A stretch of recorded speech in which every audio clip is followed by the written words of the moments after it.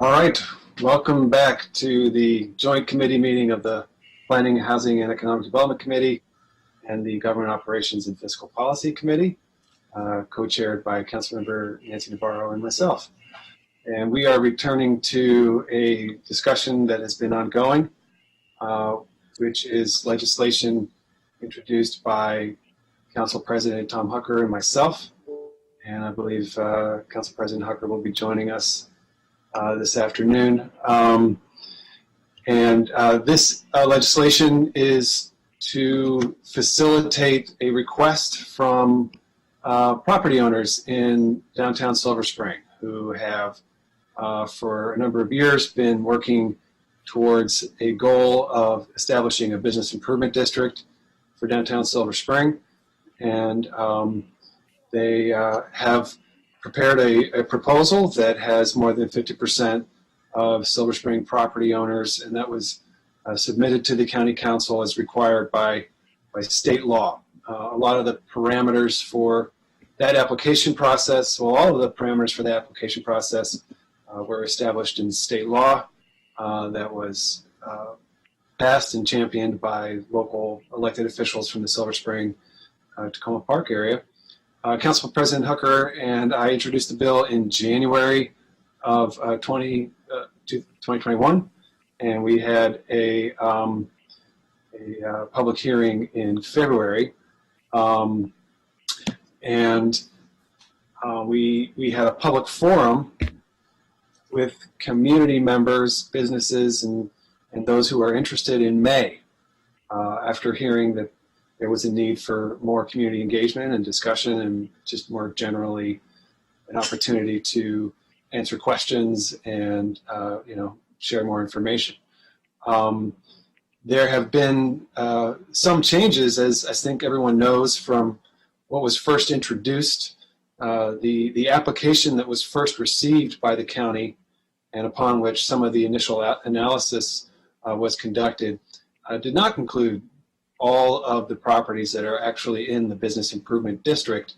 The property owners were unable to reach every property owner to solicit a petition signature. And Council President Hucker and I were unsatisfied with that and said that we didn't want to proceed on that basis, and asked the property owners to continue working on that petition process to in order to allow us to draw a boundary that would match the full urban district. And so that is actually what has happened. We now have a proposed boundary that matches the full urban district.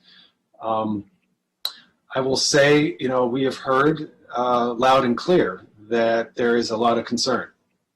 And I think it's fair to sort of characterize a general tension here between large and small property owners, or large and small economic interests.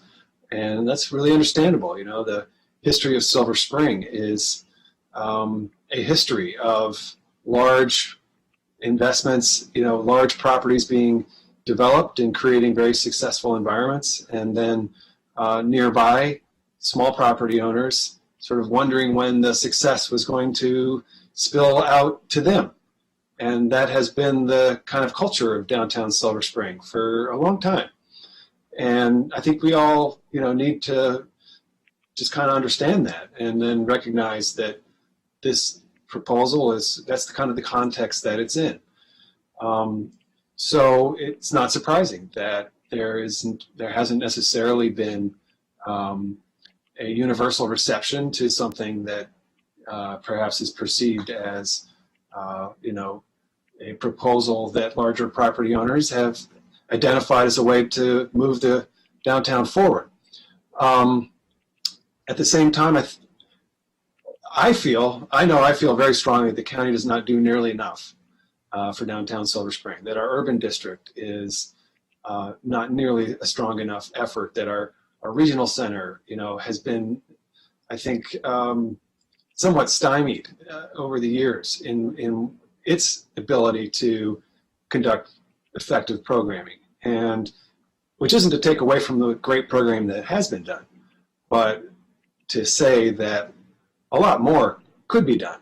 and the status quo is not, in my opinion, acceptable. The urban district, I think, doesn't do nearly enough.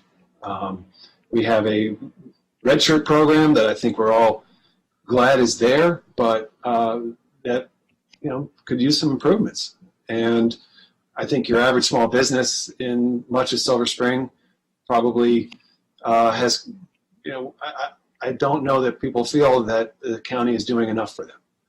And so what we have tried to do is understand how this bid would match the needs of the business community there and where there might be some shortcomings. So I have, my intent here has always been to add to the mix, to bring more resources to bear, to help boost the local economy, to create more customers, more experiences, a better place to be and to spend time, and to believe that that will be a rising tide that will lift all boats. And I have no interest in participating in something that isn't going to achieve those kinds of goals. And in that spirit, since our feedback with the community, the rather intense process of this past spring, we have been developing an idea of how to strengthen this idea or this proposal, and that is to add to the bid environment a new program that would be dedicated to supporting local businesses, to providing marketing and providing technical support, like what there is a small amount of through existing apparatus in the county, but not nearly enough. And we have some precedents for this. Councilmember Navarro will, of course, remember, or she knows well the efforts that she has led in downtown Wheaton, working with LEDC, for example. We have BUP in downtown Bethesda. There are some examples of efforts in the county to provide support to local businesses. But today we're going to hear, as part of our discussion, from about an idea that I think has real potential. Councilmember Hucker and I and Councilmember Glass sent around a memo which is on the council website as an addendum that has identifies a Main Street organization. And Main Street organization is it's not exactly new, but it's definitely an evolving best practice in the bid world. We're seeing more bids either creating main streets or having main streets established to complement the work of the bid. And a main street is essentially a small nonprofit that has someone who is expert, or could have multiple people who are expert in marketing and technical support, and the kinds of initiatives that need to be very attuned to the distinct needs of a finely grained small business community. So in other words, we could have a bid that is working on the whole urban district, which is quite a large area, but might not have the attention span to do the kind of finely grained work with a small number of very small businesses. We could have a bid that would be focused on the whole district, and we could have, for example, for Fenton Village, a Main Street.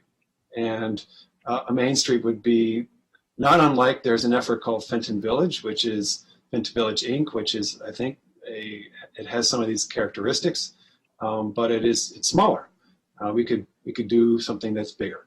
And perhaps through that kind of dual approach, really succeed in our goal here, which is to provide support for all of downtown Silver Spring and for that special kind of grassroots business community that is there. So in order to help kind of expand on this concept, we're lucky today to be joined by Laura Barclay, and Laura is the executive director of the county's only Main Street, which is in Tacoma Park. And I can certainly share as a resident, I do hear a lot about the cool opportunities and fun events and ways to come find out about business opportunities from local small businesses through Laura's work, and she's really a kind of a mainstay of the environment there. So we're going to get a quick presentation from Laura about what a Main Street is and what Montgomery County's only Main Street does, and then that will provide some context for our discussion as well, and then we'll talk about generally how we want to proceed. I think it's important to just remind ourselves again that what we would pass in this legislation is effectively enabling legislation. It does not actually create such a thing, because the way that we've identified proceeding requires the executive to negotiate an agreement between the bid and the county for the continuing work of the red shirts.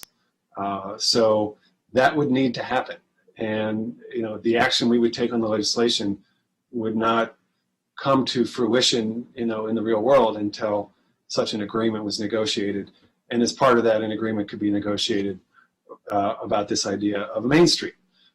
So that's kind of some background I wanted to share, and then I will now pass to colleagues for their comments. And I'll start with Councilmember Navarro, and I also have a request from Councilmember Giwanda.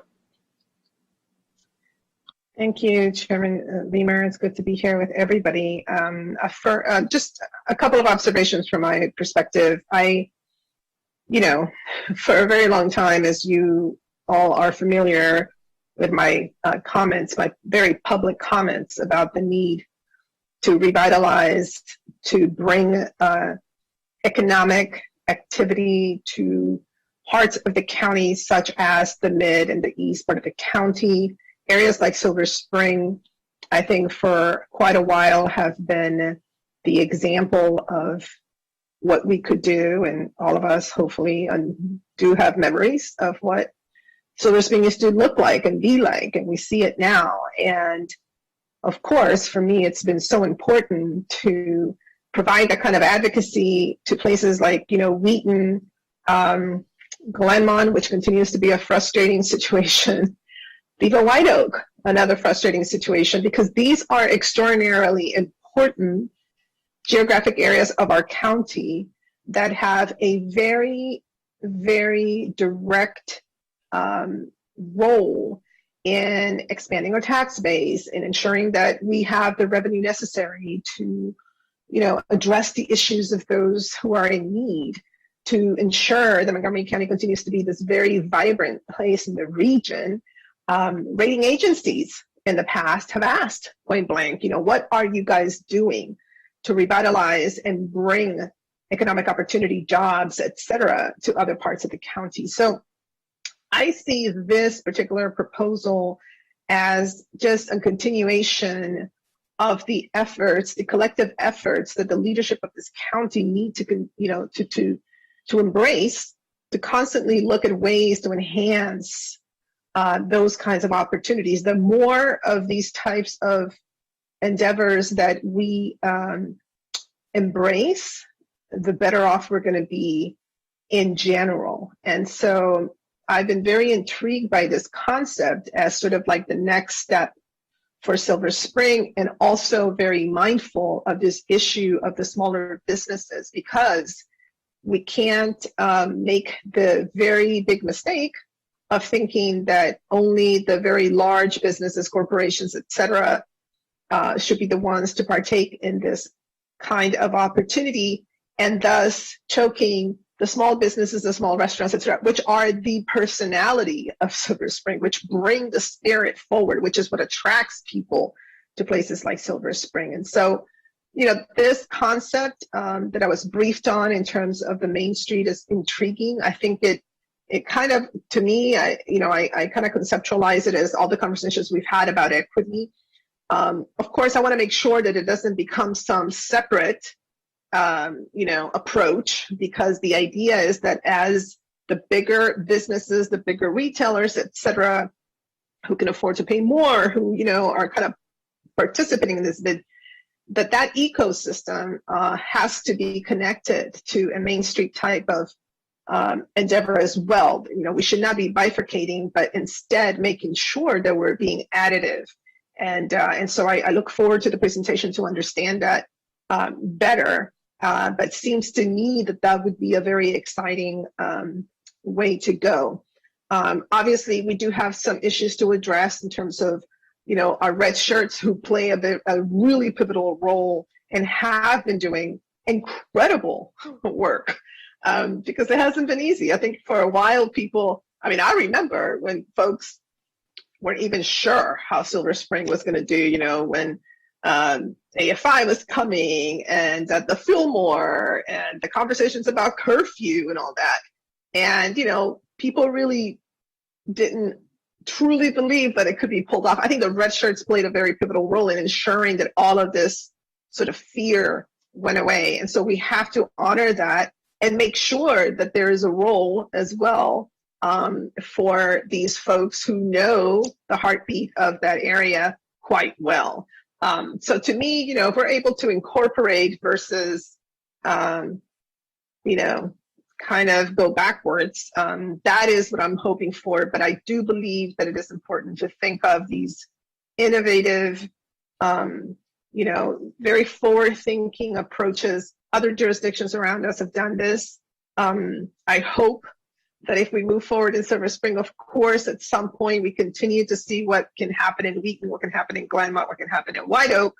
And then I think we can be true to this notion of, expanding opportunities for all. We talk so much about it, but when you look at the fact that we barely have, job centers in areas like Wheaton, Glenmont, and White Oak, it means that we could have to continue to push the envelope. And we've started that, but we got to do more. And I feel like for Silver Spring, this is an opportunity to do more. So I appreciate everybody who's been working on this around the clock. And I have no doubt that we can find, common ground here to push this to the next level and continue to make, Silver Spring and other places really wonderful geographic areas that people would love to continue to come and partake in what it has to offer and live there and make our quality of life even better. Thank you. Thank you, Councilmember Gautier Navarro. Councilmember Juando. Thank you, Mr. Chair, to both the chairs. So I think we've got, you alluded to this a little bit in the opening. We've got some serious issues with this bill. There's a large number. I was born and raised in Silver Spring. As you know, my mom worked on Pershing Drive before anything was there. I saw City Place be built. I got a tattoo, a haircut, and food all on Thayer Avenue growing up, and then go to my mom's job and do the homework. So I know downtown Silver Spring really well, and have seen it develop over the last almost 40 years. And it's a miracle. I mean, it's amazing what has happened. It's a beautiful part of our county. When I think of Montgomery County, and we have some great parts of our county, being in downtown Silver Spring for like the Jazz Fest or some sort of event that's going on, or just on a normal night or weekend, there is nothing like it. It's so representative of who we are. People come from all over the county and the region to partake, and it's a great, great place. And so I just want to start with that. I have spoken to many of the business owners in this area where this is proposed, and a large portion of them are not in support of this effort, or have not spoken to anybody about it, but they have significant concerns. And a big reason for that is because of something that's stated in the packet for today, that the Racial Equity and Social Justice Impact Statement for this bill anticipates a potentially negative impact on racial equity and social justice and they cite two reasons, one of which was addressed by which businesses were excluded from the first drawing of the map. But the second, and very significant, reason is that the governance structure would be mostly by large business owners who would decide and have the control over the bid. And that's a significant concern in a place like downtown Silver Spring, where we have all this great flavor and culture and small businesses. I just had dinner there last night with some folks. There are multiple new businesses, small restaurants and businesses getting ready to open. Council President and I were at one of them last night called the Angry Jerk. It's where the old Big Greek Cafe used to be, but it's a jerk chicken spot. I would encourage folks to check that out when it opens in a week or so. This is a significant concern. And so I have proposed, the other thing I'll say before, and I have an amendment that was sent around, is that am sensitive to the concerns about marketing. Can we always do better in downtown Silver Spring? Can we improve upon the miracle that is downtown Silver Spring? Absolutely. And the red shirts, I so appreciate Councilmember Navarro bringing up the red shirts and the role they have played and continue to play in keeping downtown Silver Spring, along with our law enforcement and with the Regional Service Center and everyone who plays a role, the Chamber of Commerce, in making it a great place. And I think any proposal that would kind of move those responsibilities that the red shirts are playing away, and these are good paying union jobs with benefits and tenure that should not be removed. And some of these proposals are to take the money that's currently being used and just give it to the big corporation, and then contract back and then hire the same people, but they lose benefits and tenure. That's not a tenable solution to me. Should we have improvements? Can we make improvements to the way operations go? Absolutely. And we should have those conversations to continue to have. Also on the marketing, I am sensitive to that issue, and I think we can always benefit. We talk about this on the council. We can always do better communications and marketing for everything we do. And so my amendment that I sent around is meant to address that. It would separate the marketing functions and have the bid that's proposed as is focus on the marketing of the urban district and of the promotion of the area, which has been a main driving concern. And then the other responsibilities would stay with the urban district, the cleaning and all the other services. And I think that would be, I'd like to put that on the table as a potential option to address this concern of governance and racial equity and social justice that I've talked to many of the business owners that they have. And they've been hesitant to participate because they don't want to be tokenized. And I understand that. I've been in that position. I know what it means. And if you don't have a voting role, if you're not able to influence the decisions, they put your picture on the website, and whether it's intentional or not, it's functionally what happens. So I'm not going to move it at this moment because I don't know if I have a second. But if I have to wait till full council, I will. But if there is interest from colleagues, I know you're just receiving, you should have it in your inbox, but it's just what I described. It would just separate the marketing functions and have that be the unit, the entity that is created under this bill, and keep the rest of the functionality with the urban district. Last thing I'll say for now is I appreciate colleagues, Councilmember Hucker and Reamer and Glass, for taking the effort on the Main Street approach. I think that's an interesting idea, and we should explore in addition to. I don't think it's a substitute for some of these really significant concerns that I've raised. I just was at Main Street Tacoma a couple weeks ago, and they've done a great job. So I look forward to hearing the presentation. But I don't see that as sufficient to address some of these larger structural issues. So with that, I will yield back, and I'm sure we'll have more discussion. Thank you. I just want to thank you. Just want to clarify that the proposal we have always discussed would retain the red shirts as county employees. We never discussed any other proposal. We would have what the bid has proposed is that they would contract with the county to provide the services through the red shirt program. So we would give them the money so they can, and then they would contract with us to give it back. It doesn't make much sense, but okay. All right. Thank you.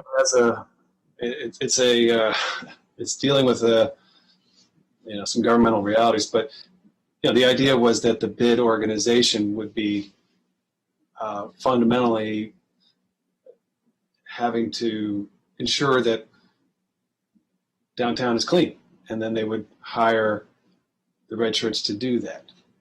I think we'll find out more as what the implications of your proposal are, but I think that it would remove that responsibility, as I understand it, from the bid. But it would stay with the urban district. Okay. All right. So I don't see any other requests. So I think it would be good for us to turn to Laura Barclay, who Council President Hucker is with us. I know he had wanted to make some comments as well. Oh, thank you for letting me join you, Mr. Chairman. I didn't bring any comments with me, but I've been enjoying the discussion. I really look forward to Laura's presentation because I have such high regard for her association. Thanks so much. All right. Okay, so we'll hear from Laura about what a Main Street is. So welcome, Laura Barclay. Thank you. I want to thank you especially for making time on what is the shortest notice I've ever asked anyone to come present to a committee. So thank you very much. That is really appreciated. Laura Barclay. Great. Well, I appreciate the opportunity. Thank you. If I may share my screen to pull up the PowerPoint. Sure. We'll ask council staff to give you screen sharing. All right. Okay. Great. Well, as Councilmember Reamer mentioned, I'm the Executive Director of the Old Tacoma Business Association, and we run the Main Street Tacoma program. I've been in this position since 2012, and prior to that, I was in the hospitality software industry, just to give you a different background for my job, but a marketing focus, I think, is what I took out of that. I've been a resident of Tacoma Park for over 20 years as well. So this kind of spreads out on the screen here, but here's a map of our the Tacoma Commercial District, and it's a mixed-use historic shopping district. And what makes us really unique is we're cross-jurisdictional. We straddle the DC-Maryland border. So the bottom left darker blue is our Tacoma, DC, and the lighter shade of blue is Tacoma Park, Maryland. We have about 120 street front businesses within this commercial district, and about 70 of them are in Maryland and 50 of them are in the district. We have a total of 140,000 square foot of retail space, and our rents currently are going for $30 to $45 per square foot. And I'm very pleased to report we have very low vacancy. We have made it through the pandemic. Our businesses, really based on strong community support, have made it through, and we're sitting in a good place right now. Our organization was founded in 2003 by business owners in Tacoma Park, Maryland, and Tacoma, DC, knowing that we needed to have a strong, the business district needed to be strong on both sides of the line in order for it to be healthy and vibrant and appealing for visitors. The Maryland side of the commercial district got the Maryland Main Street designation back in 2004. We are not officially a Main Street on the DC side, but DC gets a free Main Street because everything we do is the same on both sides of the line. We're a 501c3. We've got a board of directors made up of business owners, property owners, and residents from both DC and Maryland. Per our bylaws, we can have a maximum of 15 board members, and we're at that maximum number now, which has been the most in the time that I've been here. And it's basically because people haven't wanted to leave, and that's been a good thing because we've got a very strong, active board that's innovative and supportive of the work we're doing here. I am the only paid staff member here, and I operate with both contract and volunteer support, and more on the contract side to keep the operation going. We're also a membership organization, in that we encourage our businesses to join us, to participate as members, And the membership is not mandatory. We can't mandate that, but we, and the membership is structured based on size of business. So we operate with a $200,000 to $230,000 annual budget every year. We get money from the city of Tacoma Park in the form of a business services agreement. Events are a big part of our revenue. Membership accounts for 16% of revenue, which is about a 500% increase since I started. So we've got a lot more active members and businesses participating. The Tacoma merchandise sales is a 10% of total, but $20,000 in t-shirts that we sell with the Tacoma Park on it. People are proud of Tacoma Park and like to wear merchandise with it. So that's been a good growing part of our business, as well as miscellaneous grants and donations.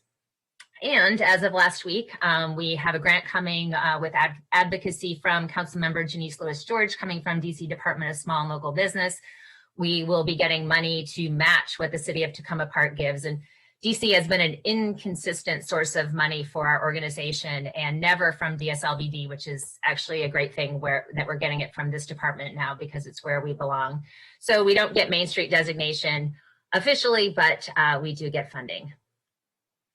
So we are a designated Maryland Main Street, and all of our activities are structured around the National Main Street 4-point approach, which is design, economic restructuring, organization, and promotion. I'll go into how we operate with those in the subsequent slides. But what we do get with Maryland Main Street, in addition to the designation, we don't get any automatic funding. We do get opportunities to apply for grants. So there's 2 opportunities every year that are the big ones that we apply for, with a Main Street Improvement Grant, and our only competition are the other main streets in the state, and then a technical assistance grant. So those are, again, opportunities, but not given funding. The one area that we really benefited from our Main Street designation over this past year is the SERI grant. And it was the governor's, Strong Economic Recovery Initiative. I think there was $10 million that was available for Main Streets to apply for. And we received $264,000 of this grant money, which I think was the 3rd highest amount in the state. And we're by no means the 3rd largest Main Street, but I think we are one of the more sophisticated Main Streets. Our programs are regularly, we share our programming with other Main Streets as training opportunities regularly. We were able to take this money and we made over 70 grants to our small businesses. We made them in 3 different rounds over the past 6 months or so. We did a round that paid for was rent and payroll. The next round was a summer ready grant to get our businesses ready for outdoor dining. And the 3rd round of the grant was for safety. After we had a series of break-ins over the winter, we were able to help our businesses get security cameras and alarm systems, et cetera, with the money. So going into how we operate. So under these tenets of the Main Street program, so design, we work on public art, gardening, cleanup days, general placemaking for the area. The public art, we've introduced these benches at the gazebo, which is that were designed by local artists. We've painted rainbow crosswalks. We've painted picnic tables that we've put in the streetery during the pandemic here, all just to attract visitors and create a sense of place. For gardening, we are not responsible for all of the gardening in the commercial district. Thankfully, the city of Tacoma Park takes care of the main tree beds and all of the general gardening and upkeep, but we do supplement. So they never get to Laurel Avenue quite as much as we would like them, so we pay to have Laurel Avenue cleaned. We also are the steward of a park on the DC side that we maintain responsibility for. We also run cleanup days twice per year within the commercial district. Again, City of Tacoma Park does general street cleaning. We do these additional cleanup days where we supplement and do gardening and cleanup. And then we're responsible for general community commercial district oversight. So I'm sort of the eyes and the ears in the commercial district. What what's tree needs to be taken down, what trash is overflowing, all of those things, I'll report those in to be taken care of. Economic restructuring is another one of the Main Street points, big part of what we do. Business recruitment and retention. I think we can thank Councilmember Hucker for recruitment of Soul Food in Tacoma Park, a popular restaurant here that I know that he talked up Tacoma Park quite a bit to them. In addition to recruitment, we also do retention. So we've got all these new businesses coming to town, but we also are very concerned about taking care of our longtime businesses. How can we help them address their current product mix? What can we do to for updates to their business? So those are things that we work on. We maintain the market analysis using consultants for our commercial district. I just put a grant into the state of Maryland to have our market analysis updated starting in 2022. We also run a revolving loan program for our businesses. And again, this was using state of Maryland money where we loan out money, people pay it back, loan it out again. Our revolving loan fund has about $150,000 in it and no loans right now, which is, I've never seen it before like that. But basically, I think there's a lot of grant money that's been out there. But we have a lot of businesses about to open, so I'm anticipating using it. And this money, with only $150,000, you know, it doesn't open a business. If a business wants to come here, they need to go have investors. They need to have bank loans. What this money does is that final pre-opening push when something that they didn't anticipate they need money for. So our loans are usually $10,000 to $30,000. I think we've made over 16 loans now, totaling over $500,000 as the money just keeps rotating through. We also have a micro grant program, and this preceded the pandemic where we just had a small pot of money that we decided that we are going to create a grant program to give businesses $1,000 to $3,000 to do some minor upkeep on their business, whatever they might need. But what it positioned us for was when the pandemic hit, we already had an online application process. We had an agreement. We had a reporting structure. So we were able to get ourselves together pretty quickly. We went out to the community, raised $60,000, and through our micro grant program, turned it right back around in the form of micro grants to the businesses before the federal money, county, state money started coming out last March, I guess it was. So the businesses were feeling, just had a little bit of money in their pocket while they were all in the state of shock when their businesses were all closed. We also provide day-to-day technical assistance. I just get random questions on anything. Where do I go to? What do I do for this? I interface with Judy Stevenson in the county office too for those things that I don't know the answers to, and she's been very helpful. The third point of our 4-point approach is organization, and the Main Street model wants us to have a strong organization in order to support the businesses. So a good website, we need volunteer recruitment, we need a strong board to operate, relationships with local jurisdictions, various community stakeholders, everything that might be needed in order to better support the businesses, and that's what we do. The fourth point is promotion, and this is where branding, marketing, community outreach, events, all of running social media, all of those things roll under this area, how we market Tacoma as a unique destination in the DC area with locally owned independent shops and restaurants. And that's the fourth point. And actually just to say, so when the organization first started, I think these 4 points were filled with committees, and they had resident and business owner committees that would meet regularly to do this work. And the executive director operated more of as an oversight. I think as our organization has evolved over this time, it's become more professional in that we contract out for many of these pieces, like all of our marketing. We have a graphic designer. All of those things were sort of on a volunteer basis when we first started. And those are all things that we do professionally now. So it just shows the evolution of the organization using the Main Street model and how it's evolved over time. So how we're doing, we've got destination restaurants now located in our commercial district, low commercial vacancy rates, strong housing market like everyone else, but I think ours was really strong preceding the pandemic. We've got almost 500 new residential units coming into Tacoma on the DC side. Over the past couple of years, we've been voted Best DC Main Street, Best Neighborhood Festival, Best Farmers Market. So we've got recognition in the DC area, and we're going to continue to work on those things and to continue to enhance it because we do have increased competition. In addition to Silver Spring, we look at parks at Walter Reed. There's a lot of development money going in there. There's DC money, DC area main streets, Hyattsville. So we are continuing to try to work on what our best features are and our best character of a small town filled with these independently owned shops and restaurants. This is a picture of our streetery here that we're working to maintain. It's supposed to sunset at the end of September, but we'll be meeting with City Council, hopefully to continue that with a plaza-like feel in the center of Tacoma Park. So those are things that we're going to continue to work on to enhance our commercial district in light of additional competition in the area. So I think that was it. I just ended with a picture of Rosco the Rooster. So if people don't know, our logo down in the bottom right corner has the rooster in it.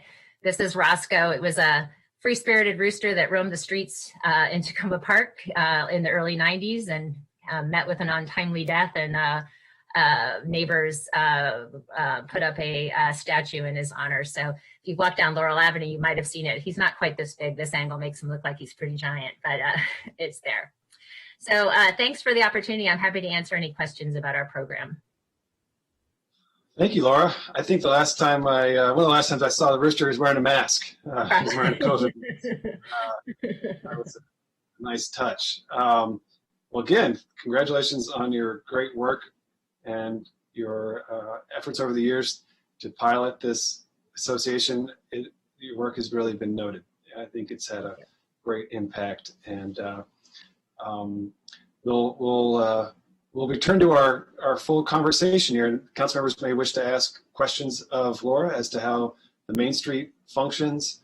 But I'll just follow up on her presentation to say what we were envisioning was not that Fenton Village would no longer be included in the bid, but just that a Main Street would be layered into the mix for Fenton Village. So Fenton Village would have, the bid would be responsible for Fenton Village, and it would get the benefit, Fenton Village would get the benefit of the bid.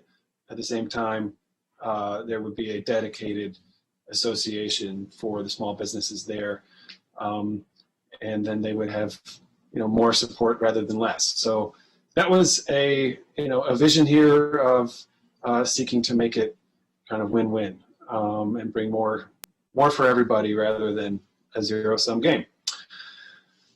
So I guess the first question is, do any of my colleagues have questions for Ms. Barclay?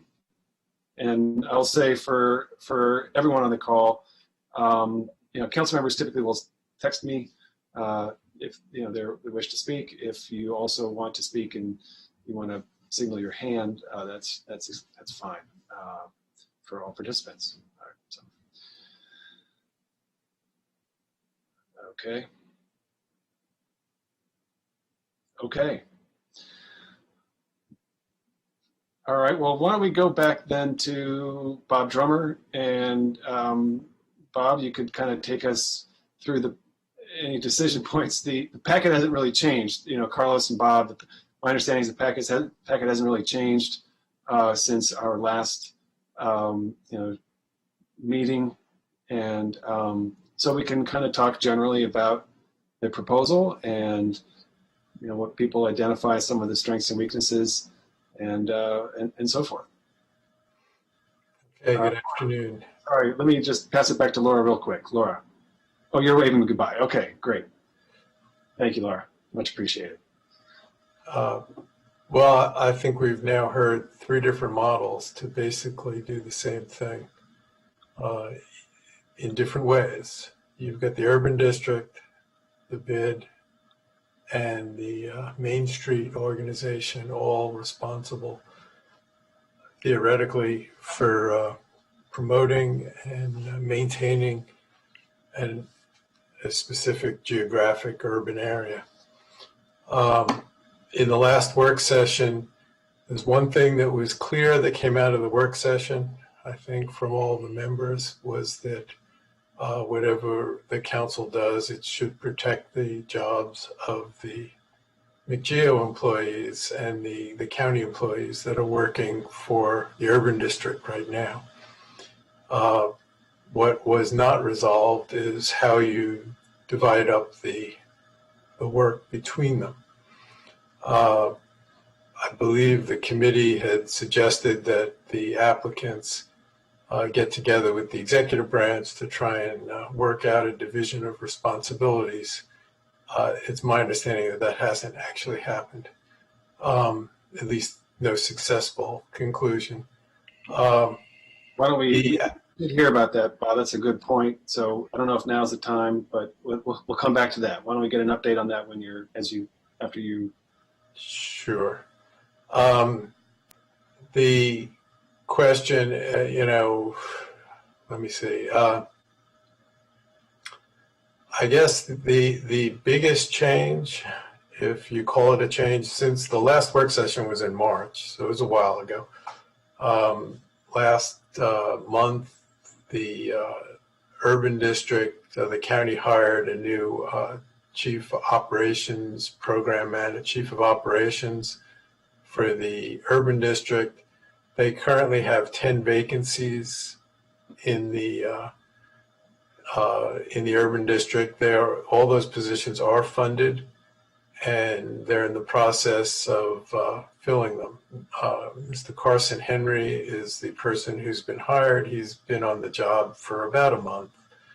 I attached his first monthly report. He's in the process of trying to reorganize the urban district operation. And you may want to hear from him on what changes are undergoing in the urban district itself. There were questions last time about the composition and appointment of the board of directors. I will say this. In the bid, we are working with a very constrained state law that we need to follow. And the law has a couple of requirements that are important to keep in mind. First is that the members of the bid corporation must be the property owners of non-exempt property, not renters, not tenants, not residents, but the owners of the property.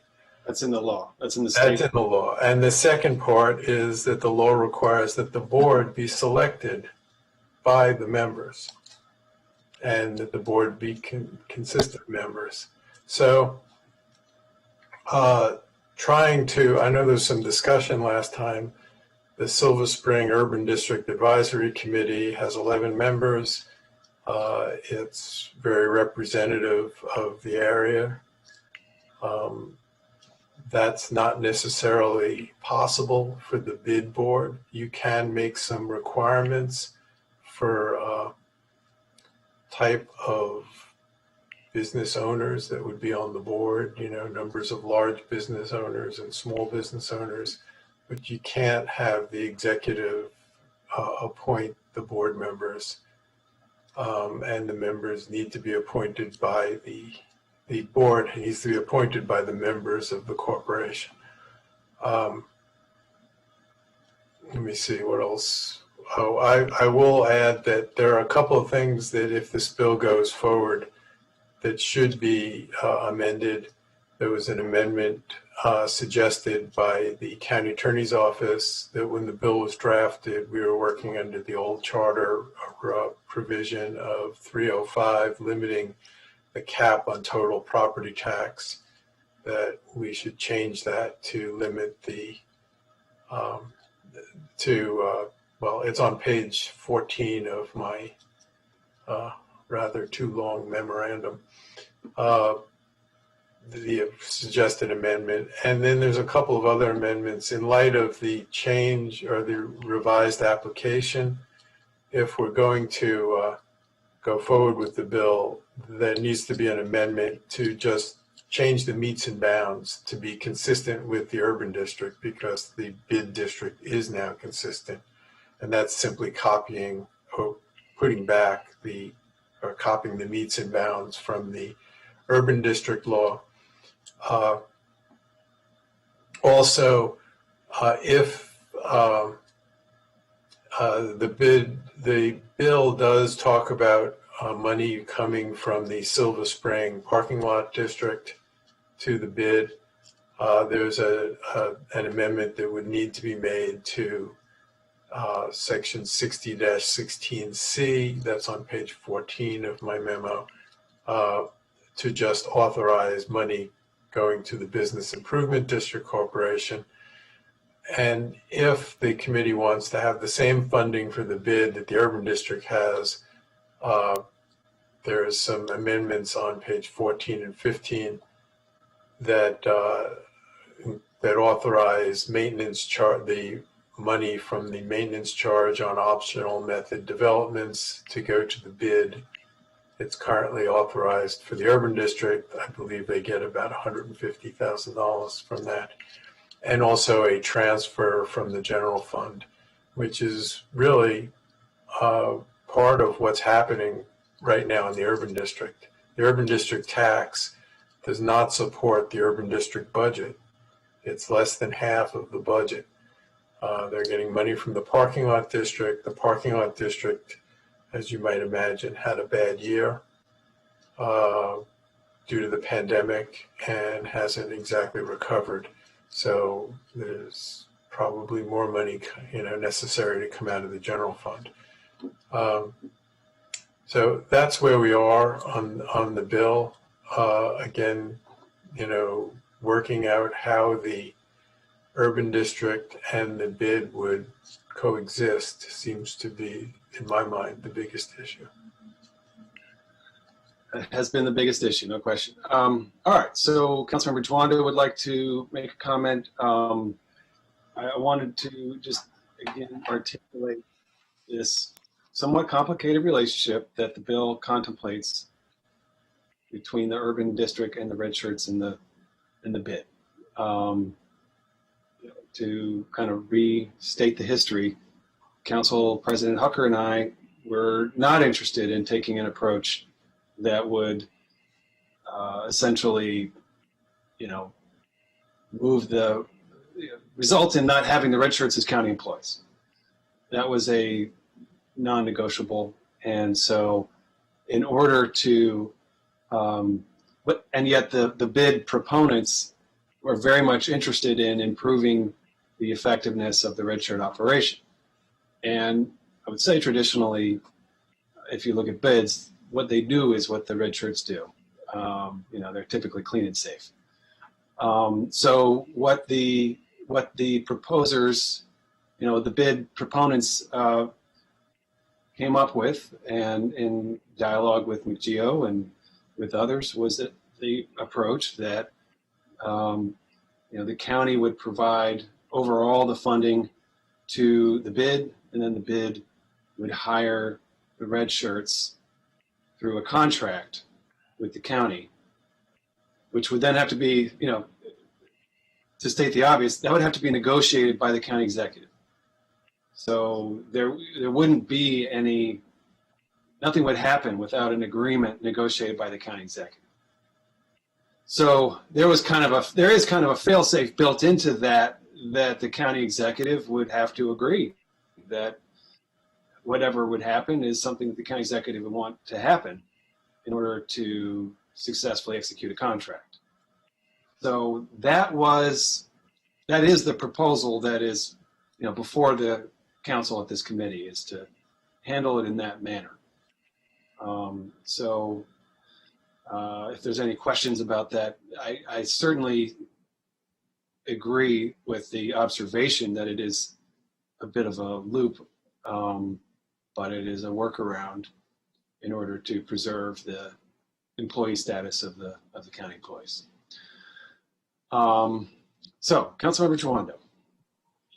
Thank you. And just to be clear, Bob helped with the drafting here. The proposal and the relationship between the two is exactly what my amendment addresses.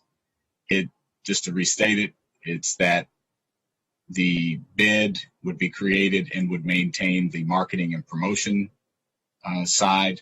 Obviously, can still have input, and as I'm sure they would, to all the other duties enumerated in that the urban district is currently doing: the streetscapes, the safety, the cleaning, all the great work that they do. That would remain with the urban district and would not require this loop. And would also remove any uncertainty and any need for a negotiation between the county executive, whomever that may be next year, with the red shirts about their duties or their wages or their benefits and tenure. And so I think that's a much preferred route and would provide collaboration. It also, again, would, I think, address the serious concerns about governance that many of the businesses have, smaller and businesses of color have, because at the end of the day, if everything is going to the bid and we're giving them and who's on that governance structure, according to the state law, it's not going to be, it's going to be run by a certain set of folks, the larger business owners. And so I actually tried to draft another amendment that Bob told me I couldn't because of the state law that would have changed the composition of the board so that it would require people to be paying rent, for example, not just being given rent by a larger business owner to be on the board, and that you would have had to have smaller business owners and the like. But we're going to have to work with our colleagues in Annapolis on that because you can't do that at this point. So I just wanted to say that I don't think the loop around works, and I wanted to ask, since I just presented this, if Mr. Hartman or Mr. Wren had any feedback on what I've proposed. And Mr. Yep. Mr. Chair, Mr. Joando, thank you so much for recognizing us. Yes, we do have, county executive has a lot of heartburn with the idea that all the funds in Silver Spring would be sent to the private entity, and then we'd have to negotiate how to get the funds back out to fund our team in Silver Spring. One thing we're very happy about is to welcome Carson Henry to our team in Silver Spring. I think some of the folks on the call know Carson from his work with the YMCA. He has been leading very positive changes to the maintenance and ambassador services with our frontline workers, working directly with them. And there's been a lot of response and a lot of positive change. But one thing we need to make sure is that he gets his full complement and he can continue to do good work. We do know that if a bid is created, or if a main street is created, there will need to be an MOU between the county and the bid on how we support each other. That goes without saying, but we can do that without passing money across the table, only to have it passed back to us. So in that respect, Mr. Joando, we would believe your amendments a preferred alternative to what's been proposed by the bid organizers. Appreciate it. Mr. Wren, do you have any comment? You're on mute. And Carson, good to see you. I know you've done I'm glad you're in that. I was happy to see you in that red shirt when I saw you. Nothing, Gina? Okay. Got it. Is that no comment, or are you not able to? You're not able to unmute. Oh, there you go. Okay. I never seen you not have a comment. Exactly. We're not hearing you, Gino. I'm sorry. Could council, is there anything council staff needs to do to? He appears to be unmuted. I'm not really sure why. He may have a microphone. Might not be joined to the audio. I don't know. Okay, we can come. If you get it figured out, we'll come back to you. But those I appreciate Mr. Hartman's. Maybe he can use sign language. Yeah. You might log out and log back in. Okay. Thank you. I'm done. Okay. I just wanted to clarify one subtle comment that was made by Mr. Hartman.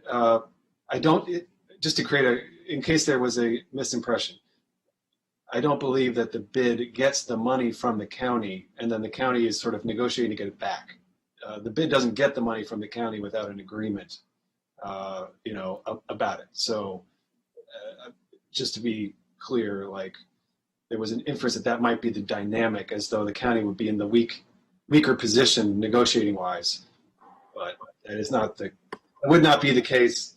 The county would be in total control. But having said that, okay, Mr. Silverman, your comment on behalf of the applicants to create a bid. Thanks very much, Mr. Chairman and members of the committee. Just a couple of comments relating to Councilmember Juando's suggestion, which is something that has been kicked around for probably 2 years now. What prompted the desire on the part of folks in downtown Silver Spring to push for a bid is the fact that the urban district's budget, which is 3.8 million, I think it is, 3.9 million, has $300,000 for promotions and marketing, at least as we've been able to determine it through the efforts of your office, Mr. Chairman, Council President Hucker's office as well, to get more details from OMB about what the actual expenditures are in the Silver Spring Urban District. You'd think it would be easy, but apparently it isn't. That's $300,000 out of $3.9 million. The Bethesda Urban Partnerships budget, I'll defer to Mr. Hartman on this, is somewhat similar in terms of overall dollars, but the last time I checked, I think they had $1 million in promotions and marketing for Bethesda. So the first question really to ask Councilmember Juando or anybody who wants to take a look at this is, what are the budget implications?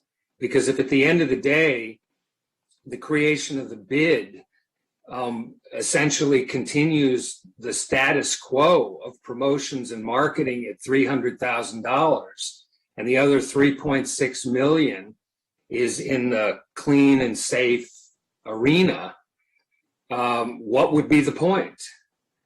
There's no added advantage. There's 38 positions that are funded in the urban district. 31 of them are union positions. There are 7 management positions, which accounts for about $750,000. I'm giving you ballpark based on what data we got from OMB. So the question back to, Councilmember Juando or anybody else who wants to take a look at this is, well, does that essentially mean that all 38 positions are going to continue? And in effect, there are still 7 management positions? I mean, this comes down to the devil in the details. And if the whole concept of a bid, which is what they are throughout the country, the ones in DC and Northern Virginia, is promoting and marketing the downtown area, creating placemaking, then if the proposal just splits off, the promotions and marketing arm of the urban district budget, it produces nothing. It just sets up a separate entity that can spend $300,000 as opposed to actually producing something. This is a convoluted system. There's no question about it, but it's convoluted because the proponents agreed that it would be important to retain the county employees as union members. We had discussions with Mr. Wren about, well, what happens if employees are hired and fired by the bid, but the bid recognizes the union, which presumably Mr. Wren would represent the 28 or 31 positions. That discussion got stopped because if they were private employees of the bid, if there was a downsizing of those positions, by the bid leadership, instead of 31 positions, there are 28. If somebody is reorged out of a job, if they work for the bid, they don't have any reduction in force rights. They have no RIF rights. So that's why we basically suggested to do it this way, is to basically say, yes, a check is written to the bid, a transfer of monies go to the bid out of the parking district, optional method monies that are collected, and the property taxes. And then there's an agreement. And when people talk about agreement for services, the model's already in place. The county has an existing agreement with BUP. It spells out specifically what the service levels are to be provided. It just leaves the BUP the ability to hire and fire employees and decide how they want to allocate their money. They just have to deliver a product. We're not suggesting that. We're just suggesting status quo. I think the most important thing is we believe it's really important for the bid to have a contractual relationship with the county, because then it provides the ability of another entity in Silver Spring who can say to the county executive, because they would be administering the services in the urban district, the bid would be able to say, hey, guess what? These are the specific metrics of what you're supposed to do, what your folks on the ground are supposed to do, and it's not happening. Not that there's going to be legal action, but it provides a talking point and a leverage point. Otherwise, essentially what you've got is the status quo. And we thought that the contractual relationship was the best way to do this, preserving all of the union jobs that the executive wants to fund. And if the executive wants to sit there and say, well, it's not going to be 31 positions, it's going to be 27 positions, well, the bid doesn't have anything to do with that. That's up to the executive branch and the council if they fund it. But the basic fundamental problem here is that, unless I'm missing something, the proposal by Council Member Jawando, which again has been discussed in the past among all of the interested parties, doesn't really address the fundamental reason for the bid, which is promoting and marketing all of downtown Silver Spring. Last point I would make on the composition of the board, the proponents of the bid have made a couple proposals. The first one is what you have in front of you, which is, how the 9 members are selected. The second thing is we have made a tremendous effort, particularly in Fenton Village, to basically say, as far as the initial board is concerned, do you want to be on the board? I'm sure Councilmember Jawando is well aware of at least 2 folks that we've asked to be on the board who declined. Understandably, they're running small businesses. But there's no commitment on who those 3, businesses are in the small business category. And if somebody's got some suggestions, great. We've also suggested, even though, as Councilmember Jawando said, an amendment to change the composition of the board and add other positions is not permissible under state law, we're happy to support a change in the state law to allow the board to be bigger. It used to be 5. When we went to get the law changed, we were focused on the percentage for approval, not the board members. We said 5 was ridiculous, so let's just go with 9, and that's what people decided to do. But there's no reason why there can't be a member of the Chamber of Commerce, a member of the Citizens Advisory Board, a member of Fenton Village, Inc., we've suggested a nonprofit entity. They could all be, in effect, advisory, I don't want to use the word member, but advisory people to the board with the ability to attend board meetings, speak at board meetings, participate, get all the materials. The only thing they don't get to do is vote. And then look to change the law, next spring to expand it if that's what folks want. I think there's some misperception that bids are debating issues and coming down with 5-4 votes if they've got 9 members. I would respectfully say it's a lot more like you guys, which is there are not a lot of 5-4 votes, maybe some 7-2 or unanimous. So bottom line is happy to have anybody who wants to be on the board, request to be on the board. But if at the end of the day, the only thing that happens under the proposed amendment is we got no more money for marketing and there's still $750,000 tied into management positions, we have solved absolutely nothing. I appreciate your indulgence. Thank you. Just reclaiming the time. It's good to see you haven't lost your ability to speak on the dais and as a former council member. A couple points I just make since I was invoked a few times there. There's a couple of core issues that are in addition to the loop-de-loop of the money. There's nothing in my amendment that would prohibit the change in management positions, that money that could be funneled in or reallocated into marketing and promotion, which would be in control of the bid as proposed. So, that is a separate issue. My amendment doesn't speak to how much is allocated. It speaks to the management structure for other issues. So that's certainly something that could still happen. And Gino and his group and the county executive and others, if there was some sort of agreement to reduce the number of management by one or two people, and that money could be reallocated, or current existing money could be reallocated to the marketing promotions, that could still be under the control of the bid. So just wanted to say that.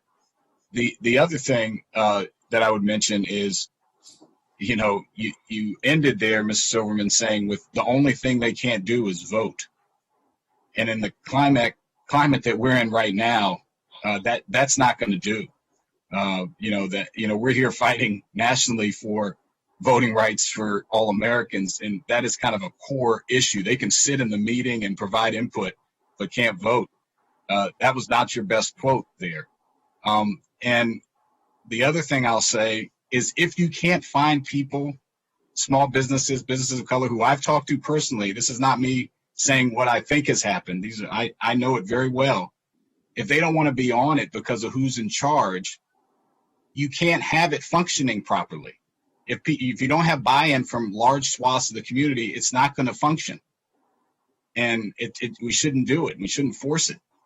And what I'm trying to do is do a compromise here, where I had heard a lot for as opponents of this is that we need more marketing promotion. We need more marketing promotion. All right. And then we could do a better job at it. Okay.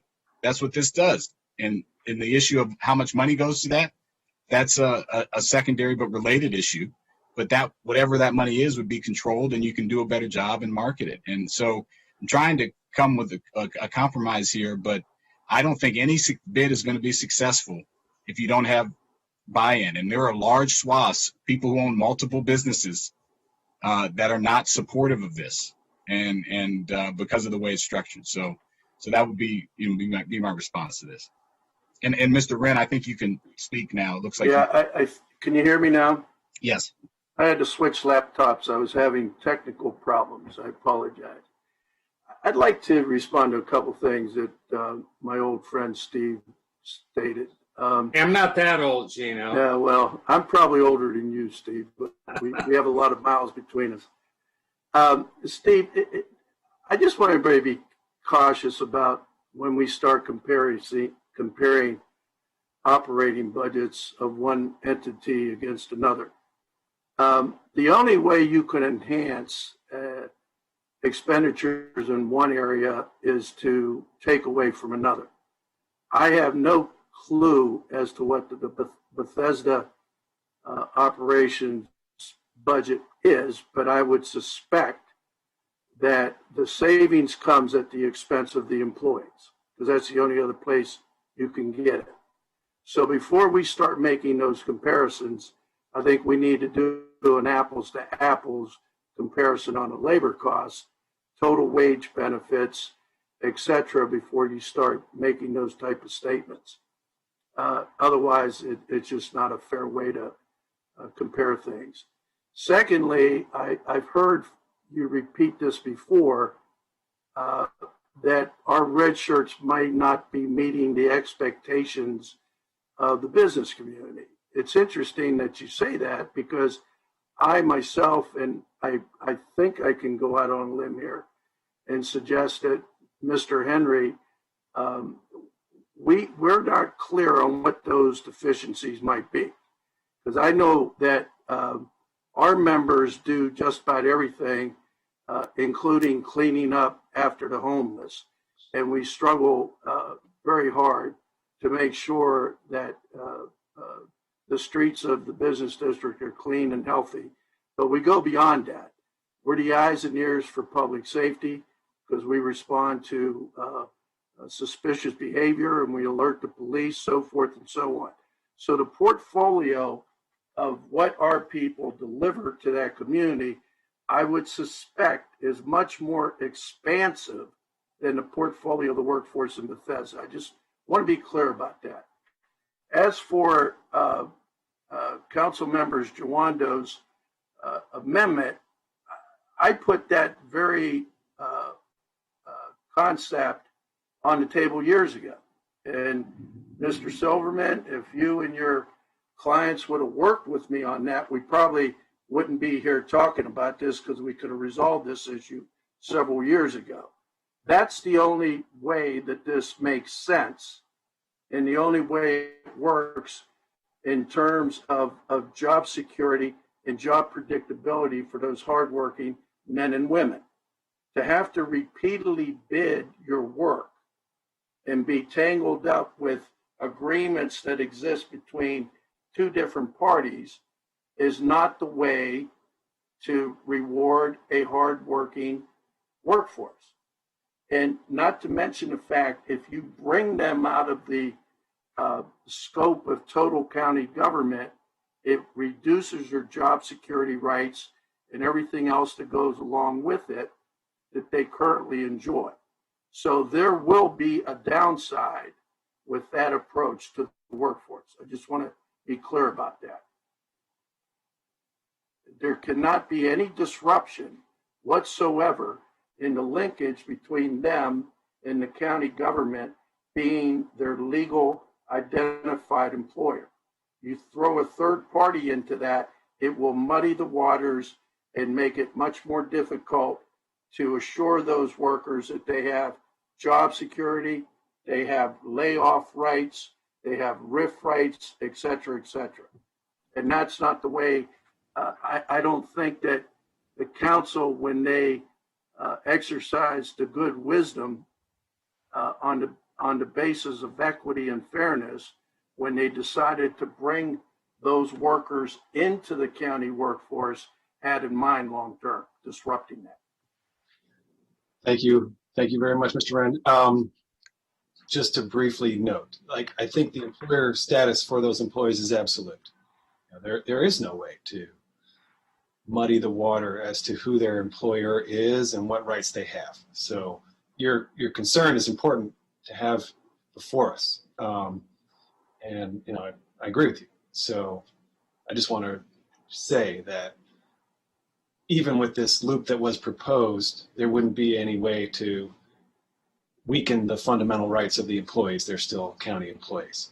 But I understand why you said what you said and what you're getting at as well. So thank you. Mr. Reamer, I negotiate contracts. I'd have to see that in writing. And I respect that as well. Well said. All right. Thank you. Mr. Katz. Thank you. Thank you very much, Mr. Chair, and everyone who's discussed this.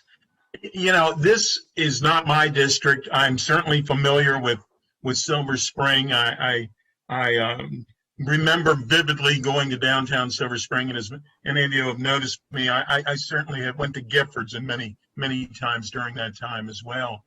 I really believe that we have an opportunity to do something better. The question is, what is better? Because we have different terms of success for many people who are involved in this. You have the property owners, and the property owners obviously want more leases and more people and want more foot traffic, etc. And then you have, the small business owner that is saying, look, I want my neighbor to do business too, but I want me to do business along with it. And they're concerned about how we're going to pay for it and how you get from A literally to Z.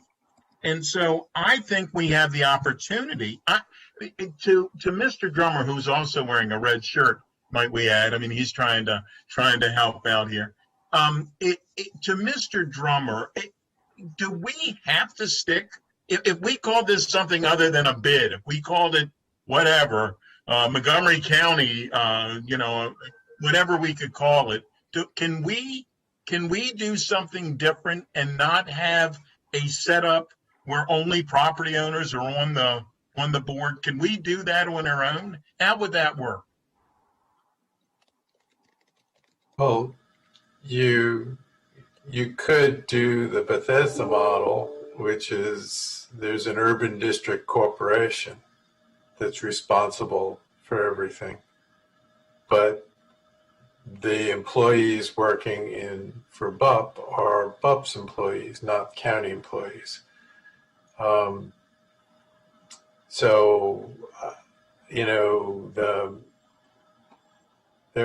guess I'm not sure you can create a business improvement district that doesn't comply with this state law. I mean, I think it's an enabling act, and I think you can't just ignore it and just do what you want. I'm not sure we have authority to do that. We have authority to do the urban district, and you can create an urban district corporation. But you run into a similar problem. You can change the board of the urban district corporation. You can control that, but you still run into the problem with the employees. The Main Street organization, we heard a presentation about, that's a different model. Again, they would, it's not Tacoma Park city employees operating that. It's a nonprofit doing contract work, contracting and using volunteers. I think you need to stay with the state law for the business improvement district. I'm not really sure we have authority to just go off on our own. Okay. I tell you, I believe that you build on success. And first of all, I didn't realize, and I appreciated the Tacoma Park discussion on Main Street. I didn't realize that Main Streets actually gave grants and through the Main Street entity, grants and loans and all of that. And of course, that in itself is a whole big change for what I think a small business person is concerned about. And that is, how much more is this going to cost me? I'm counting my money every day to figure out if I can be there tomorrow. And how much more is this going to cost me? And you need, and I absolutely agree, I want to say it very publicly, you need to keep our employees, and to Mr. Wren's point, for somebody every year to have to come back and say, can I have my job? That's no way to treat somebody. I mean, that's just not the way it should work. In this case, we should build on success. The red shirts are working. If you need some additional whatever, some additional discussion about what can be done. I mean, a business district is successful because if it's clean and if it's safe, and you have to be able to have transportation to get there, or someone who's living in the area to walk over. And so you need everything. And what we need to do, in my opinion, is to take a step back, figure out how this hybrid will work together, and get something that we can be successful for.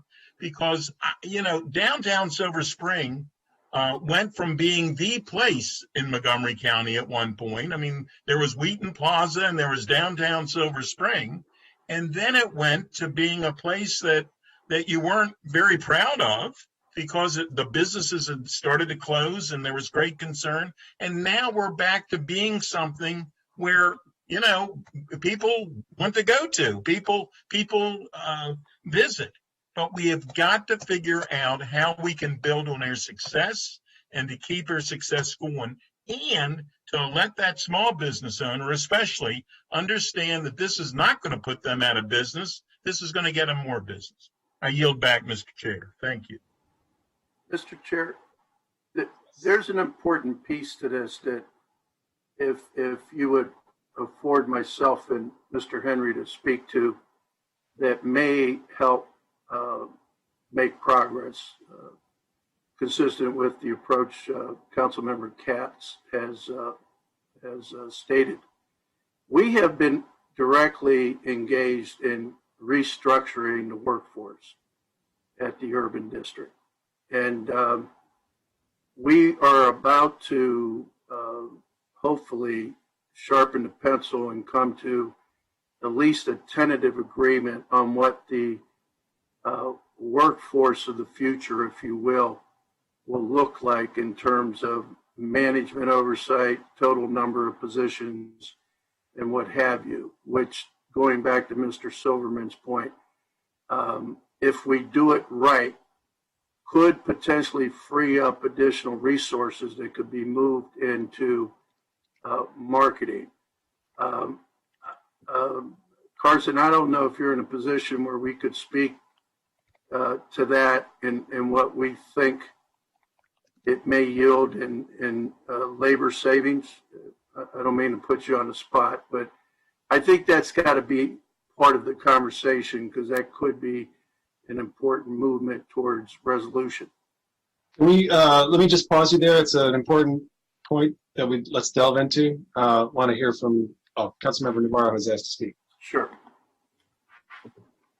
Thank you. I would like to hear from Mr. Henry, but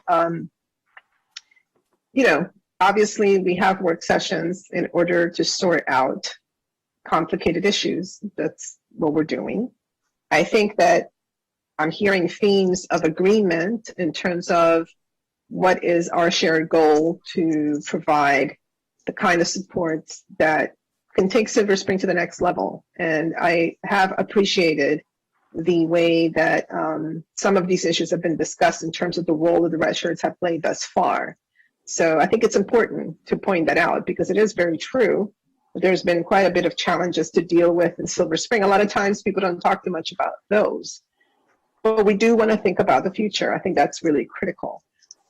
It seems to me that we've reached a point in this discussion where we're going to go around and around in circles. It seems like there's more work to be done with our analyst, Mr. Drummer, and of course the administration, the proponents of this, in consideration of what now Councilmember Jawando has put forth. I think we need to parse, the steps that we need to take. The issue of complying with state law, what does that look like? Could we incorporate a Main Street component? Obviously, is what I'm hearing is that would be separate. Could we consider a hybrid model like what Councilmember Jawando was proposing? I think there are now enough things to consider that if we could then basically ask our staff to convene, a meeting or two to sort out what might be some particular areas of consensus and options that are within the law of bids, if that's how we want to go, or these other interesting concepts. I said earlier, I talked about Wheaton, Glenmont. Who knows? Maybe from this, we might even think of some other options for places like that, because we might come up with some interesting models. So I just wanted to, as co-chair, to say that I think I've appreciated this conversation, but it feels to me like there's just a lot more work to be done before I know I'm not ready to entertain these amendments and all these things.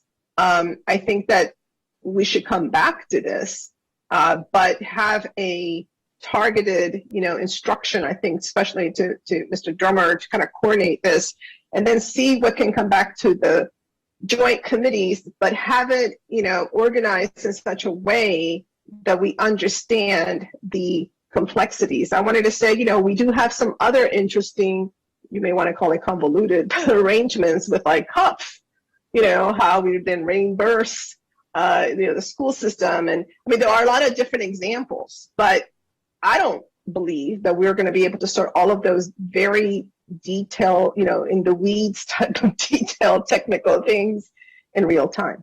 So I just wanted to offer that to my co-chair and colleagues as a next step, but turn it back to Mr. Henry if he wants to make give us some more insights into this restructuring, et cetera, and then hopefully kind of come to an agreement to wrap up and then have a date certain to come back with a little bit more organized proposals. If that's okay with you, Mr. Co-Chair Reamer. Yes, I'll turn it to Mr. Henry in a second, but I think you're right. I think Councilman Jawando has put forward a different model. It's one that we have talked about a lot. It's not what the property owner has asked for, but it is an idea that has absolutely been on the table as a model. And one of the confusions about it was, well, if you went in that direction, would you create enough resources for marketing? And Mr. Rand has said that they're looking at revisions in the operational structure, and perhaps there's some savings.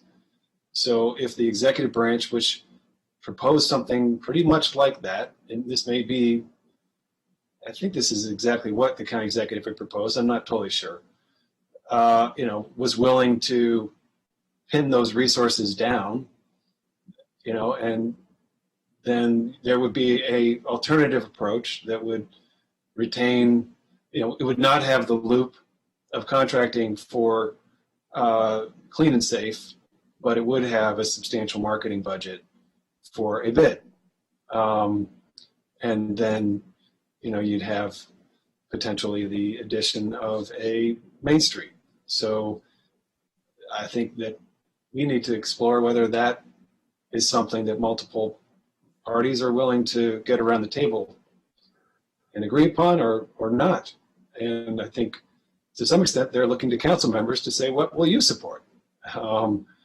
It's not exactly an easy situation, but okay. So Mr. Henry, and then Mr. Silverman, and then Mr. Jawando, and then Mr. Silverman.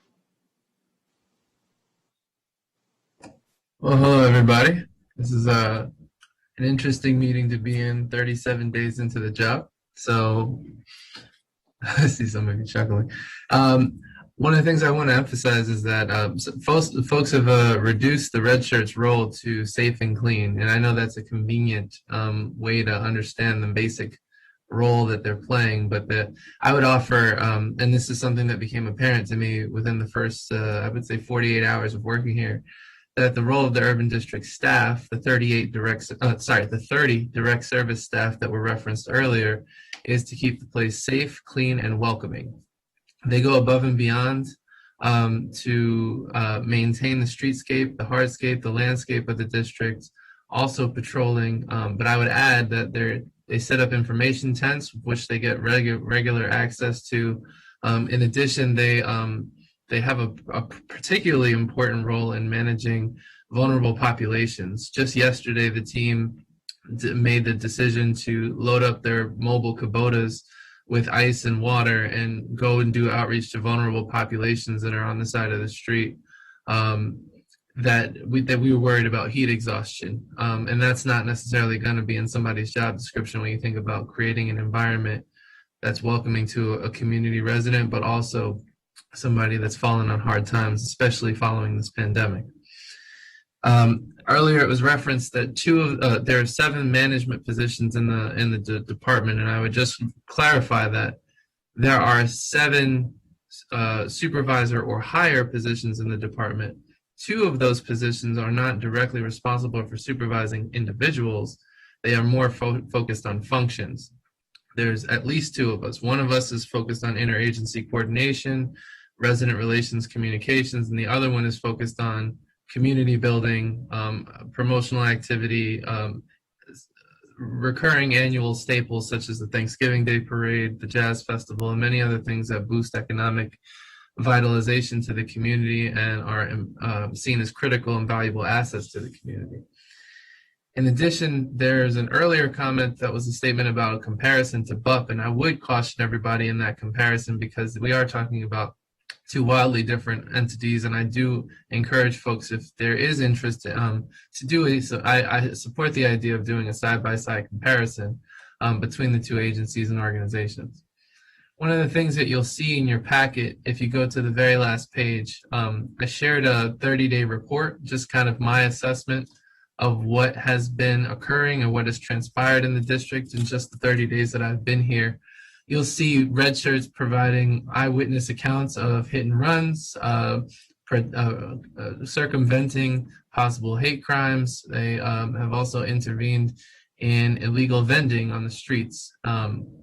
So in addition to doing that, you'll see a summary of the types of complaints or concerns that have been called to our attention, either by government agencies, the general public, or by the red shirts themselves. And actually, those numbers have all skyrocketed because that report is only after I started capturing or realized what we needed to capture. We've already started to see massive increases in all these numbers because we're doing a much better job of capturing the work required to manage the district and the responsibilities. Additionally, one thing I want to emphasize that hasn't really been talked about in this conversation is the support of the districts to the massive number of events and community activities that happen both in Veterans Plaza and throughout the district. And while much of the conversation seems to be focused on the marketing budget of the Silver Spring Urban District, I caution folks in making any too many changes to that, because that could jeopardize the support and funding relative to these vital community things that are events that are seen as so critical and place building when it comes to the realities of what we're trying to create in this beautifully diverse and hopefully harmonious community in Silver Spring. What's more, you'll see a summary of operational adjustments and efficiencies that have been created through the team. As Mr. Renee has discussed with regards to our strategy, the Urban District management team is working closely with the union, and we are identifying a concept that we believe may create some savings. I don't want to overpromise because it may also require some reallocations to find some efficiencies or some modifications in how the district completes its objectives.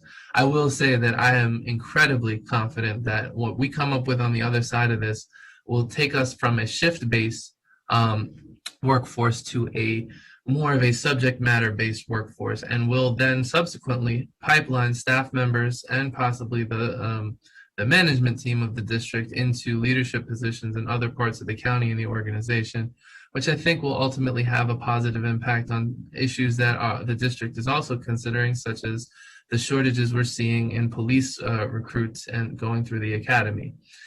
These are possibly all long-term solutions to what I would deem this seems like a long-term problem that we're all discussing. I just strongly encourage a more intentional and considered debate before this decision is made, because I do believe there's a lot more information that has not been captured or presented or discussed in order for us to come up with a workable solution now that the Silver Spring Urban District is actually in the process of being reorganized, and I like to think revitalized. Thank you for the opportunity to address you.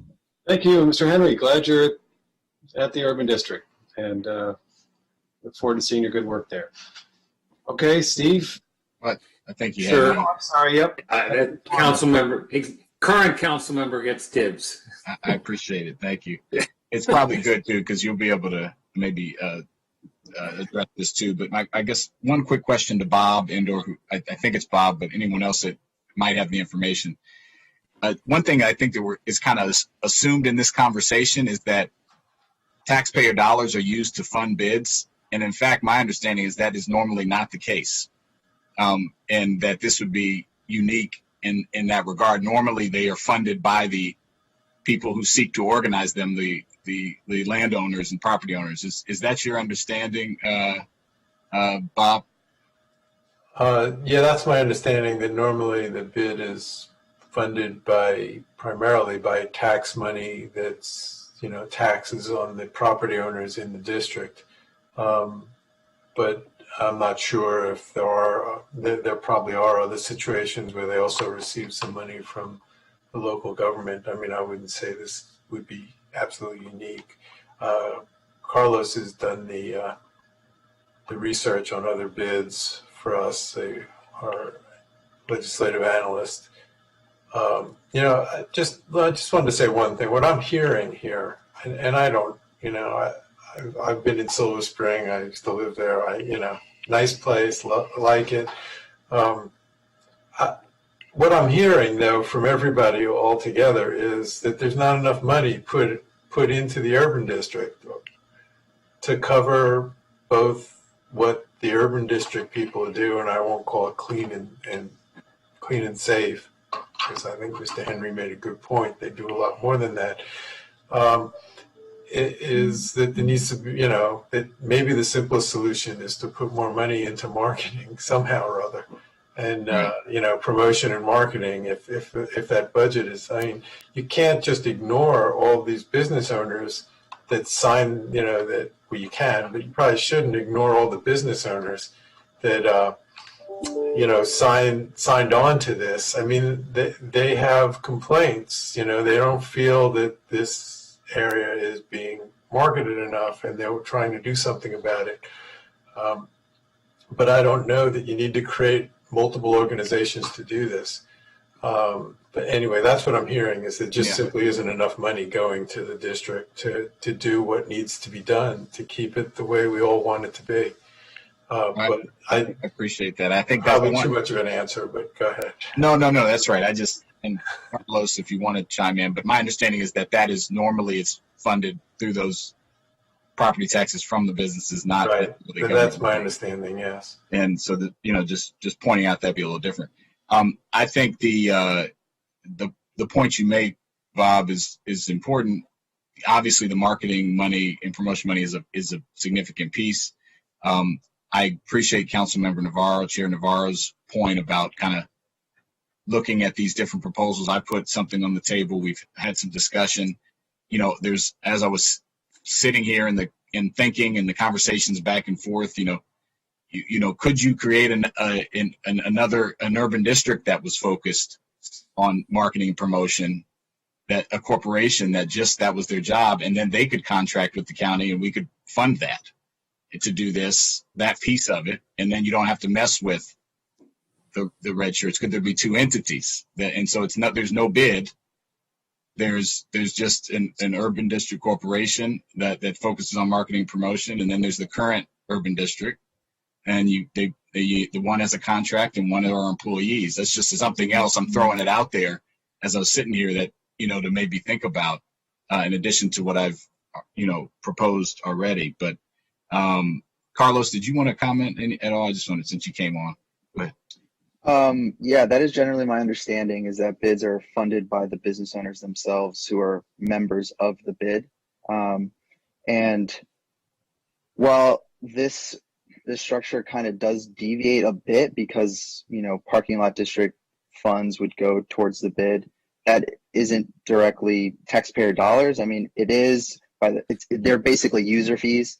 But yes, if the county were to transfer general fund dollars to the bid, in some case, if they needed money for something to, you know, accomplish some goal that they set out to do, then in that case, I think it would deviate a bit from what a bid is intended to do, which would be to provide services for in benefit of the businesses that are part of the organization.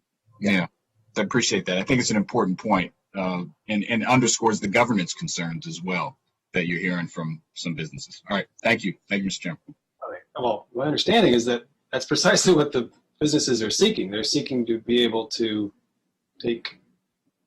fund it through the urban district tax, and it, you know, that's what they proposed. But let's go to well, Mr. Friedson, as a council member, you have prerogative. Mr. Silverman has.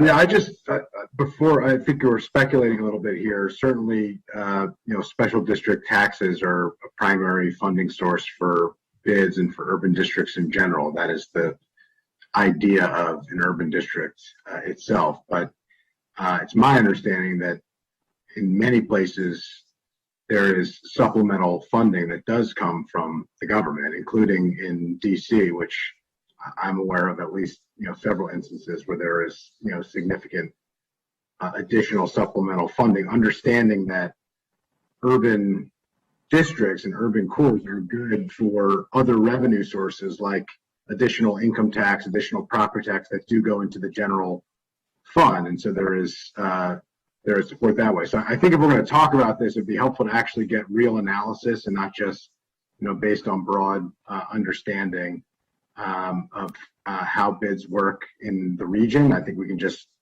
look at regional bids and see what the breakdown is.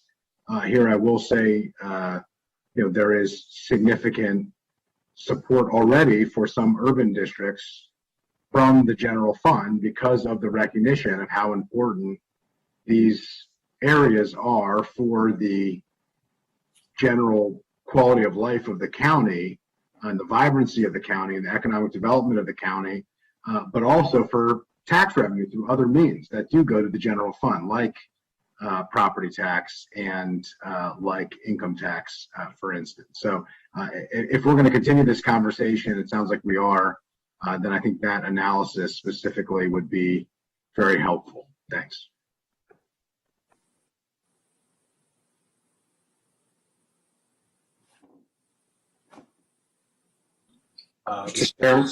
Yeah, thanks.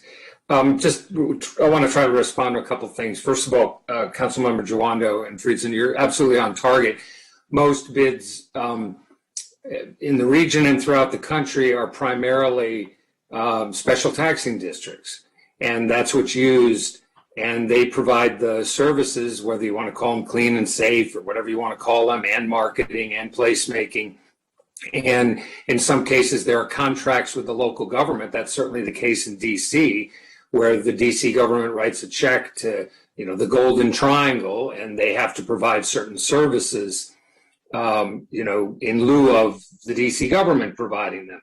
This is flipped because urban districts were created 30 plus years ago without any focus on marketing or promotions. They were focused on increasing the level of, and I'm sorry, clean and safe is a term of art. I don't mean to be disrespectful, Mr. Henry. I had a law practice for 15 years in Silver Spring. I was president of the chamber. I was an at-large member of the council. I live east, so I spent countless hours in Silver Spring. I know what everybody does, that's on the ground, and I appreciate it. The reality is these were created 30 years ago because they were urban areas. And it was like, hey, the streets need to be cleaned more often. We need to have more eyes on the ground, et cetera, et cetera. Nobody was talking about marketing. We're talking about marketing because respectfully, and my goodness, I'll go back to when I was a DED and when I was on the council, the county has generally been agnostic about promoting and marketing specific areas of the county. There is no separate, checkbook that goes to market Silver Spring or Wheaton or Germantown or Bethesda. It's a big pot of money. And so the question really is, when you've got 365 acres and hundreds of businesses and properties in a place like Silver Spring, which you could put Bethesda, Rockville, and Wheaton in and still have space over, we are missing an extraordinary opportunity for Silver Spring to be what all of us who have spent 30 years there thought it could be. Not just Georgia and Colesville, but all the rest of it. So you're correct. The funding mechanism is flipped, and that's because we're in, we're now in, 2021, and it hasn't changed any. I will say two other really quick things on the voting issue, council member, and I certainly wasn't trying to conflate any issues here. Voting rights is a top priority of everybody's. As I'm sure you're aware, the businesses that may be complaining about the composition of the board and who gets to vote or not vote or advisory members, they have no vote now. The Urban District Advisory Committee is just an advisory committee. The budget is prepared by the county executive. It is discussed with the Urban District Advisory Committee. It is sent to you guys, and you guys decide what to do with it. Their elected representatives decide what to do with it, not a private set of business owners. You are absolutely correct, which is why I would go back to what the check and balance is, which I will continue to state and have stated before. The check and balance is the annual budget of the bid. Even if you authorize the bid and there's an agreement worked out and it's up and running for 3 years, because that gets reauthorized anyway, it's all subject to annual appropriation. So the ultimate check and balance is if the bid is not doing what I guess it would be 11 council members think it should be doing, is they can say, well, guess what? That didn't work out so great. We're going back to the original model. Right now, the only ability is of a small business person who is in downtown Silver Spring, who wants to complain about lack of promotions and marketing, or the urban district troops on the people on the ground. The only people they can complain to are elected officials, because they get absolutely no vote in how the money is allocated. And two other things real quickly. This is, I don't know how many times I can state this, notwithstanding a little bit of confusion that maybe I heard, but under any arrangement that the bid would be created, if there are any employees who lose their positions, it will be because the county government has decided not to fund them, not because the bid didn't. The bid would say, here's the level of service that should be provided in Silver Spring, quite frankly, based on what is currently provided. And the county government will say, fine, it's going to take X number of people. That's the way this would be constructed. They would still be county employees. They would still have the benefits and RIF rights of every county employee. There's no real change. But the last thing I want to say, since the one thing I learned, as every council member learns the first day, is what you learn in kindergarten, which is how to count to 5, or in this case 6, since the county executive has made clear that he's not a fan of this legislation. I can't speak for the property owners who have sort of driven this effort. It's 52% of the parcels in downtown Silver Spring, but I'll go back and see whether people even want to continue the conversation, because this isn't a piece of legislation that you initiated. This a piece of legislation was initiated because under state law, property owners can ask for it. So I don't know whether people, that have been advocating for this want to continue. But what I know can't happen is what has happened for 2 years now. We have been unable to get detailed line by line, dollar by dollar expenditures for the urban district from the executive branch, notwithstanding what I'll call Herculean efforts by council members Reamer and Hucker to ask for it. Because if we were even going to discuss what Councilmember Jawando has proposed, we really need to know whether there's the ability to move any monies around, or what basically the amendment would, your amendment, Councilmember Jawando, would produce. The devil is truly in the details. And the executive's position, I guess until today, with Mr. Hartman commenting in support of your amendment, the executive branch has basically said they're not interested in this. And to the extent that the property owners who have been advocating this are, the request would be very specifically, there's no point in sitting around and having any more discussions unless we see literally a line by line item.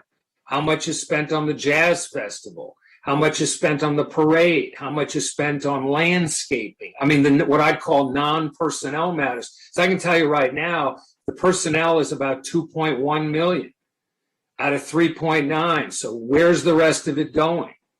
And, to the extent that folks want to continue the conversation, I would respectfully say the executive branch has to participate by providing that level of detail so that all of you and anybody else interested could understand what the $3.9 million goes for. Because then, if it turns out there's a way to do things that people actually want to do, we're working off of a data-driven analysis rather than concepts. So that would be the ask. Thank you. Well, I think to your point, what Councilmember Jawando's amendment reflects a similar proposal, if not the identical proposal, to what the county executive, has advocated. So I should think that the county executive would be willing to provide that kind of information and sit down at the table and see if there can be common ground with those who have proposed this. So I'd like to close it down. Gino, did you have a comment? But I just have a quick suggestion. Mr. Drummer is absolutely correct. Given the current expenditures, there's not enough going to marketing. Yeah, I agree with you Bob, I know that's unique, but anyway. What if we put together a work group of all interested parties, Mr. Silverman's folks, council representatives, executive representatives of the union, and let's look at the numbers, Mr. Henry, of course, and see if there is a way we can move things around and free up some additional monies. Look, we want Silver Spring to succeed just as much as anybody else does, believe me. And we want to be part of helping find that solution. That's how I suggest we move forward. I think that probably makes the most sense. Thank you for that. Again, I just want to reiterate, the county executive has not provided a lot of information. And so what we can do, we have another meeting, I believe it's already scheduled for the 26th, or we can schedule on the 26th. And next week, we can ask Bob Drummer, Carlos, he'll convene a meeting with the stakeholders and see if there is common ground. And if this proposal has, the ability to bring people together. And that is what Councilmember Navarro suggested. So, we're closing the loop on that conversation. And it matches Councilmember Juana's proposal. Yeah, and I was just going to say that's my goal here is to close it. If I wasn't trying to bring people together, I would have just said I'm voting against it and don't do anything. Keep it the way it is. That's not what this is. So I appreciate you saying that and look forward to moving forward. All right. So I think that's the next step. And with that, Mr. Chairman, I'm sorry. I don't mean to be a pest about this or abuse my privileges here, but are we going to get a commit? I'm sorry. Are you, as the council, going to get a commitment from the executive branch to provide? Thank you, Ken. To provide the kind of detailed information that would be able to allow anybody to drill down and figure out how much actually would be allocated under Councilmember Jawando's suggestion versus, a bid that wouldn't cover those costs. That's without that data, frankly, there wouldn't be a point in talking. I think that would be important and absolutely necessary for this, reconvening to work. So as co-chair, I want to reiterate that and emphasize that, Mr. Hartman Espada, that information is absolutely critical for us to be able to do our work. So if please would really appreciate that. I know our constituents, everybody wants us to be able to do our work. And without very basic information like that, it's very difficult to come back. We'll be back in the same position we started. So I very much would like to, respectfully request that we do get all the information possible so we can make an informed decision. Okay. Ken? Thank you. Yes, we're absolutely committed to providing any information Steve and his clients and Mr. Juwando and his staff. Felicia Hyatt is here from the Office of Management and Budget. She hears this conversation. We will sit down and review side by side. And I do have to reiterate the county executive completely supports the need to go in a different direction in Silver Spring. I wanted to applaud when I saw the Main Street presentation because that's precisely the type of effort we need in Silver Spring, and maybe there's a way to get there. And we're all for it. He just didn't agree with the two-step, and also was not a fan of the governance structure for the effort, being solely property owners and not inclusive of the entire community. All right. Thank you. All right. We have done a lot today, and we have a clear next step. So we can adjourn. Thank you.